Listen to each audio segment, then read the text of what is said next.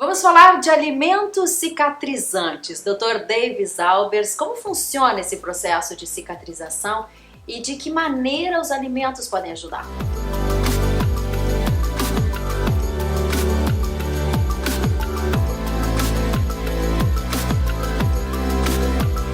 A cicatrização ela é feita em fases.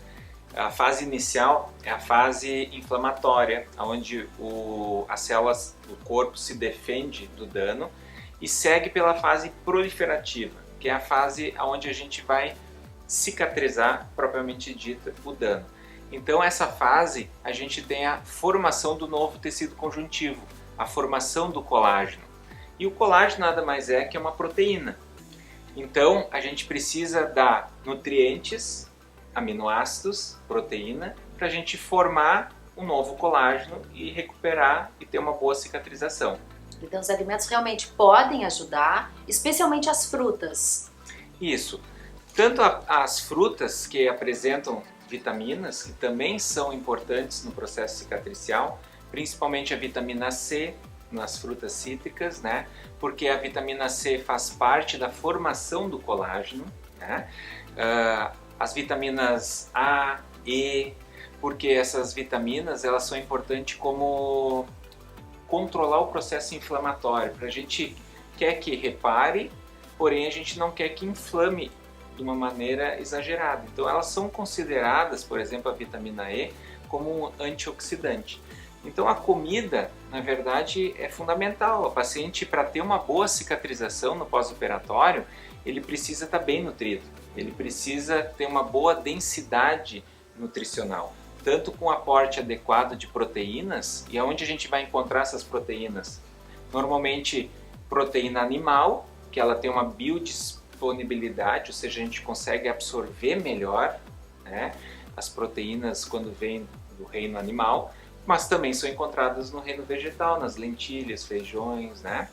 Então, essa proteína que a gente come, que pode vir do peixe, pode vir do frango, pode vir de uma carne vermelha ou até de órgãos, né?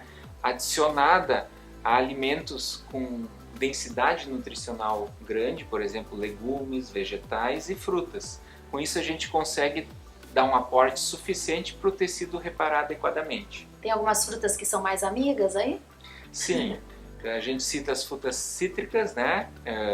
Laranja, kiwi, abacaxi.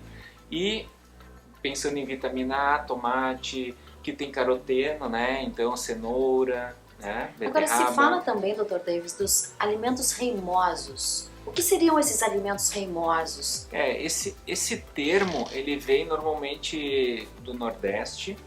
Ele relembra reumatismo. São considerados como se fossem alimentos que desfavorecem a cicatrização.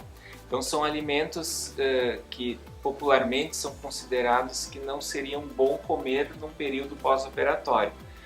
E o que eles consideram esses alimentos? Alimentos ricos em gordura, alimentos que poderiam dar má digestão, diarreia. Então isso é um pouco mito, porque se a gente for ver, alimento, por exemplo, carnes, porcos, ovos, são considerados reimosos.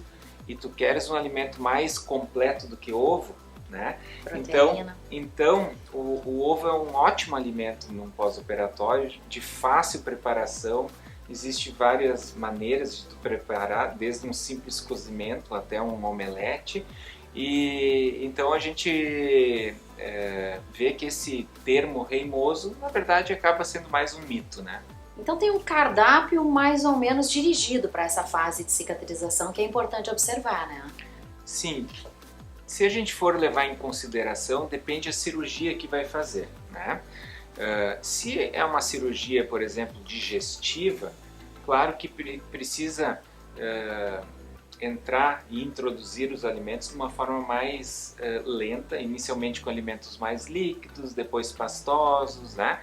Numa cirurgia plástica a gente acaba não mexendo no intestino, a gente acaba operando partes do corpo consideradas externas, a mama, a face, o abdômen. Então a gente não mexe no tubo digestivo. Então a gente consegue ter uma alimentação mais rápida, mais densa, digamos. Mas um cardápio interessante seria iniciar com uma sopa, né, rica em legumes, com alguma carne composta nessa sopa.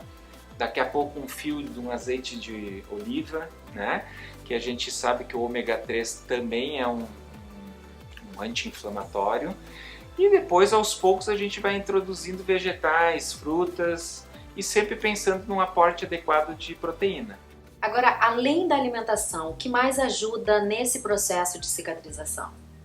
Então, para a gente ter uma cicatrização adequada, a gente precisa ter um bom aporte de oxigênio no local. Então, fatores locais que atrapalham isso, por exemplo, um tecido que está isquêmico, uma infecção, um acúmulo exagerado de inchaço ou de sangue, não vai levar uma boa oxigenação na região. E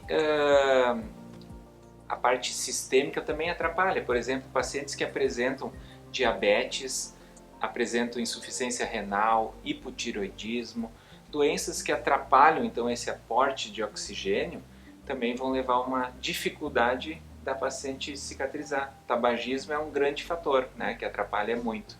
Então é legal ficar atento a essas dicas, a esses cuidados no pós-operatório.